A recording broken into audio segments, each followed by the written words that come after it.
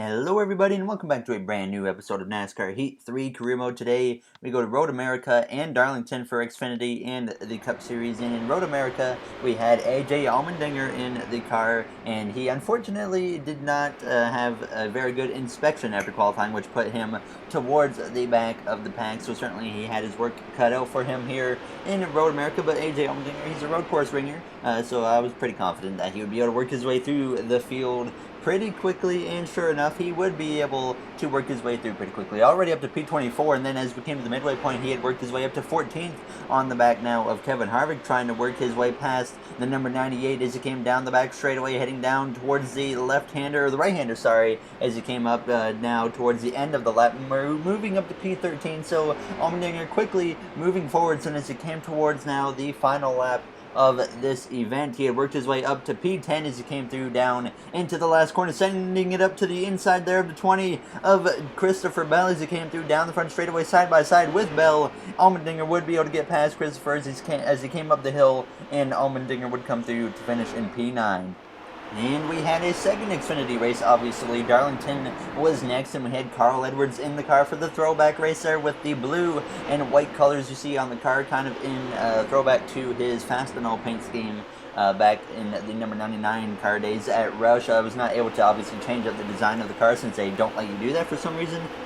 But Carl would work his way up to the third position here in Darlington, behind the 7 of Justin Allgaier as he came through down the front straightaway, trying to get past the number 7 of Allgaier, and he would get past Allgaier as he came towards the later parts of this race now, as he came towards the last lap here, running in P2 as he went down towards turns 3 and turns 4 for the final time. Christopher Bell in command as he is going to run away with the victory now as Edwards comes out of turn 4. A great day for Carl Edwards in the throwback scheme, finishing second in Darlington, as the first couple races he's done in our career mode he hasn't done very well. He's been outside the top 10, so it's going to be interesting to see maybe if he's a potential driver for the playoffs. Likely not. It's still looking like maybe Eric Jones or someone else is going to be in the car for our playoff run now, as we set our sights towards the Cup Series race here in Darlington, a track that we've had success at in the past. We've won this race in a rookie season. This was our second career win, this racetrack was, so hopefully we can get another win here today in Darlington now as we come through turns 3 and turns 4 on our qualifying lap, just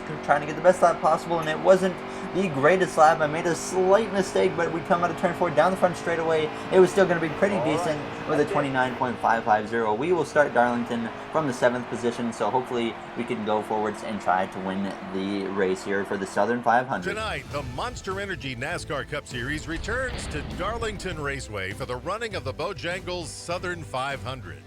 This unique egg-shaped oval, also known as the Track Too Tough to Tame, has had a long history of tormenting drivers.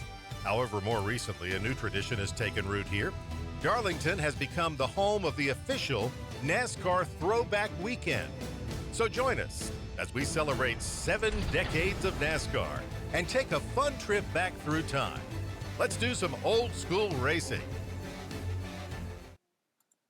Alright, we're ready to go green here in Darlington with Kevin Harvick on the pole, still looking for win number 1 on the season. Reed Sorensen is well prepared for this race. His team's training is really paying off as William Byron is driving a backup car, starting in the back after crashing in qualifying now as we get ready to go green from the 7th position here for the Southern 500 now as the green flag is out, and we are underway here in Darlington now as we head down towards turns 1 side by side with Paul Menard there in the number 21 car as Harvick easily clear of Kyle Busch now as we go down into turns 1 and turns 2. Logano there battling with Busch on the inside to try and take that 2nd position early on here as we come out of turn 2 behind Brad Keselowski, nearly making contact with his left rear as we head down towards turns 3, sitting in that 6th position now as we look to the inside of Keselowski, trying to take over that 5th position, move into the top 5 here on the first lap, and we would be able to get ahead of him and take over that 5th position as we set our sights now on our teammate of Martin Truex Jr. Obviously, the Joe Gibbs Racing team is having a little bit of trouble recently.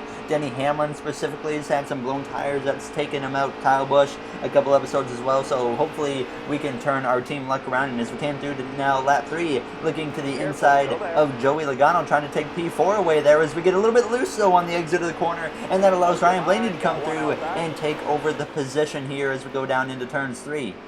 But we would get back to the inside of Blaney as you see me coming through turns 1 and 2 on lap 6, clearing Blaney. Now looking to the inside of his teammate as well of Joey Logano's who come down the back straightaway, heading down towards turn 3, trying to take over the 3rd position as our teammates Busch and Truex at the moment running away with the lead as Harvick actually lost the lead and we had passed him as well. And as we came through to lap 12 of 24 in stage 1, Blaney had got to my bumper and he would look to my inside and I really couldn't put up much of a fight because I felt like the car was just really tight in the corners, more tight than I've usually had at this track. And now as we came through to lap 16, falling behind as we look to the inside of Hailie Deegan to put her a lap down there, she goes spinning behind me and that would end up bringing out a caution here in Darlington with just 8 to go on the stage as we still sat in P4, but we had lost a lot of time to the car's head. But obviously that's going to group us back together now as we get ready to go green here late in stage 1. And we're ready to go green here with a handful of laps left in stage 1 as the green flag flies. Kyle Busch trying to hold on to the stage victory as we give a big shot to the bumper of our teammate Martin Truex Jr. as we head down towards turns 1 and turns 2. Paul Menard and Kurt Busch battle behind me as we come through the center of the corner. Never fun restarting on the outside at this racetrack. Now as we come out of turn 2, we're going to hit the wall and get our first Darlington stripe here of the night. Now as we come down the back straightaway heading down towards turn 3, and that certainly damaged the right side a good bunch, so it was going to maybe impact the handling just a little bit, make it a little bit tighter probably now as we battle alongside Paul Menard as we came through to cross the line. He would get past me, and as we came through now to the white flag in stage 1, dropping down to P7 just in front of Jimmy Johnson as we come through turns 1 and turns 2. Johnson trying to turn his luck around now as we come down the back straightaway heading down towards turns 3 for the final time here in this first stage, just in front of that 48 car of Jimmy Johnson coming through out of turn 4, sitting behind Paul Menard. Not enough speed to get to Menard now as we come down the front straightaway. We're going to get P7 in stage 1, so a bit of a frustrating end to the first stage as we had dropped back quite a bit as the car was just too tight and me hitting the wall didn't help any. Now as Jimmy Johnson gets P8 behind us, there's certainly some news regarding Hendrick Motorsports and our career mode coming up within the next episode or 2, but we would come to pit road and actually make a wedge adjustment to loosen up the car in hopes that this car will certainly turn much better through the center of the corner now as Kyle Busch did win stage 1 as we get ready to start stage 2. Coming to the green. And we're ready to go green behind the 21 of Paul Menard as the green flag is out, and we are on our way now for the second stage. Kyle Busch and Ryan Blaney on the front row as we head down towards turns 1. Johnson on my inside, Hamlin, our teammate, and Clint Boyer behind as we go through the center of the corner, just trying to make sure I don't knock the wall down like we did last time as we started on the outside for a restart. Now as we come out of turn 2, getting very sideways though as we hit down towards the inside wall, making a huge save now as we come down the back straightaways. That certainly could have went wrong very quickly as we were just about staring a DNF right in the face, but we make a big save there and keep the car going. And we make contact with Ryan Newman there as we come out of turn 4. Certainly everything right now going wrong at the beginning of this second stage as we head down into turns 1 and 2 behind Newman at this point as we come through the center of the corner. And I was certainly a little bit frustrated with how this second stage has gone so far, and hopefully we can turn it around now as we look to the inside of Almirola as we went down towards turn 3 as he would be able to get down in front of me, but we would send it back up the inside and get past him for a brief moment now as we came through out of turns 4 and as we came through on the back straightaway on the next lap of lap 3. Almirola looking to my inside as he heads onto the apron and hits me in the left rear, and sideways we go, making another big save as Almirola just went into turn 3 and blatantly pretty much took me out. And now as we have to rejoin the track here, falling outside the top 20, our race has just gone from bad to worse here in Darlington as we have some work to do at this point as we would work our way back into the top 20 and just we would have to keep our mind focused here. Certainly Almirola just, I don't know what he was doing. He went down to the apron and just came back up the track, nailed me in the left rear, shot me into the car on my right, and we just about crashed. Well, we pretty much crashed, but we held on to it now as we come through at a turn 2 heading down the back straightaway. So I was certainly very upset at this point with Almirola, and I really wanted to get payback on him, but it's really hard to get payback at a track like this because they run so close to the wall. You run into the back of them, you're not going to spin them out, they're just going to get into the wall and they stay going in the same direction.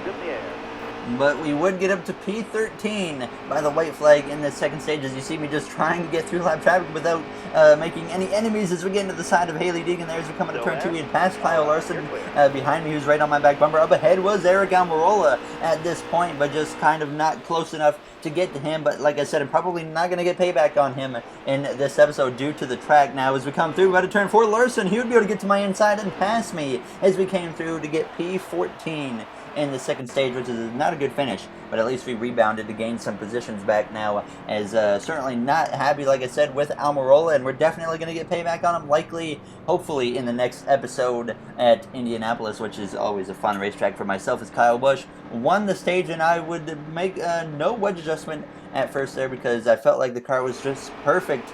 If we could just stay out of trouble, though, we might have a chance there and hopefully not have the car getting too loose now as we drop 4 positions as we get ready to start the final stage here in Darlington as the green flag is out and we are underway once again. Hopefully we can turn this disappointing second stage into a good final stage with 40 laps to go now as we head down into turns 1 side by side with Reed Sorensen, who's having a career run right now as we come through the center of the corner, as I believe we have Austin Dillon possibly on my inside, either him or Daniel Harvick now as we come down the back straightaway on the back bumper of Keselowski, who's going to try and make it 3 wide, but I thought better of it as we went down into turn 3, just staying up on this outside lane as Austin Dillon tries to stay on my inside. As we're going to make it 3 wide now with him and Keselowski making contact now as we come out of turn 4. Certainly an aggressive move on my part, but it might work out as we head down into turns 1 and turns 2 as Kyle Busch continues to lead and dominate this race as we get to the back of Reed Sorensen as we come out of turn 2.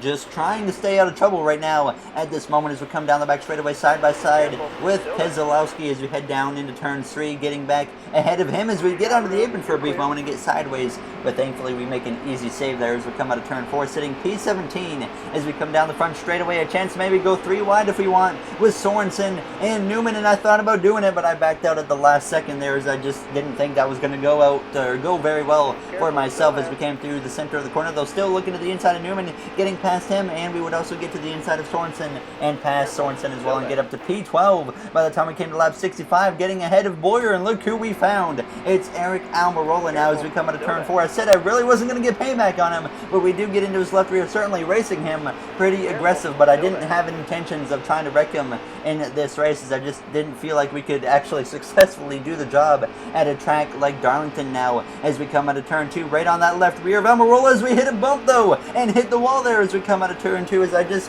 hit like a little bump and it unsettled the car and into the wall I went as we went down into turn 3, picking up a little bit of damage as we sit P11 as we came through now on lap 72. We had got up to P10 as we sit behind Eric Almirola as Clint Boyer hits me in the right rear as we just continue to get hit by things in this race now as we head down into turn 3 as we're all jumbled up at this point in lap traffic, and we're going to make it 3 wide with Boyer and Kligerman now as Kligerman's going to continue to battle with me as we go 3 wide with him and Almirola as we get past him and move back into the top 10 here with 20 laps to go at this point in the race.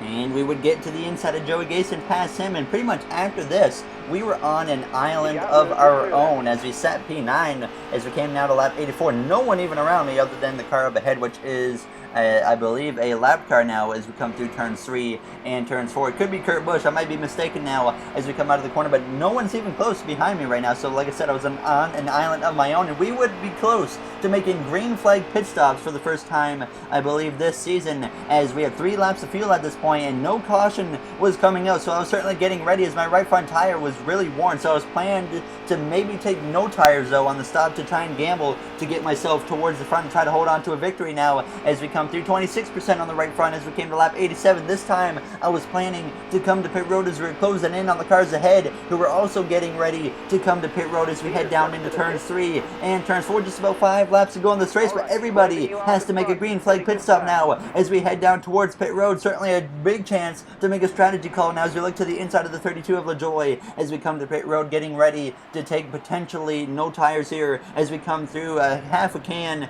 in for fuel. Now as a caution would end up coming out though, and that would completely change everything, as this is where I get all confused. I'm like, okay, what do we do now? So I put half a can in right sides and repairs, and this would be a costly mistake. As you see, everyone just doesn't know what they're doing here on pit road, but we still come to pit road anyways, and like I said, it ended up being a costly mistake as we would drop 13 positions to P22.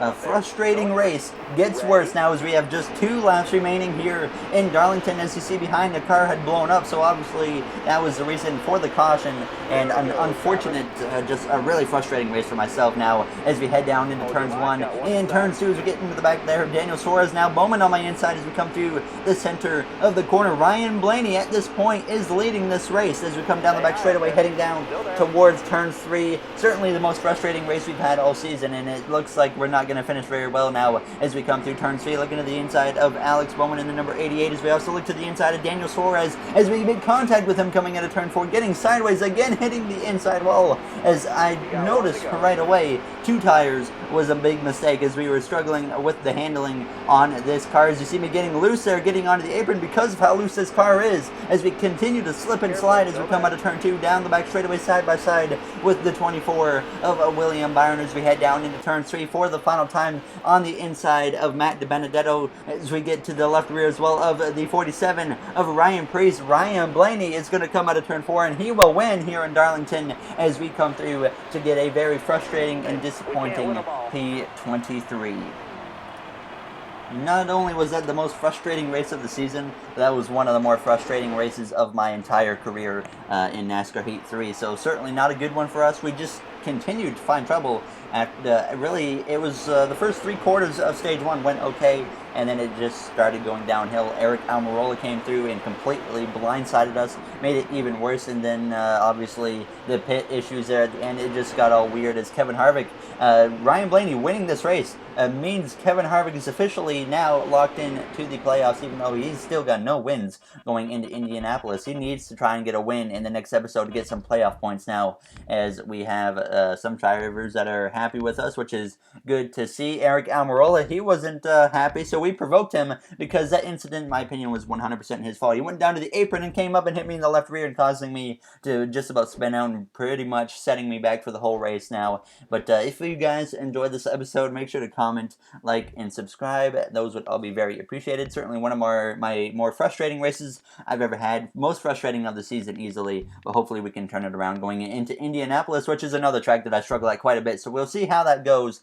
There, as you see the playoff grid, Joey Logano is not safe yet in the playoffs, but he will be if we don't have a new winner in the next episode. So thank you for watching, everybody. I will see you guys in the next episode. You guys have yourselves a great day.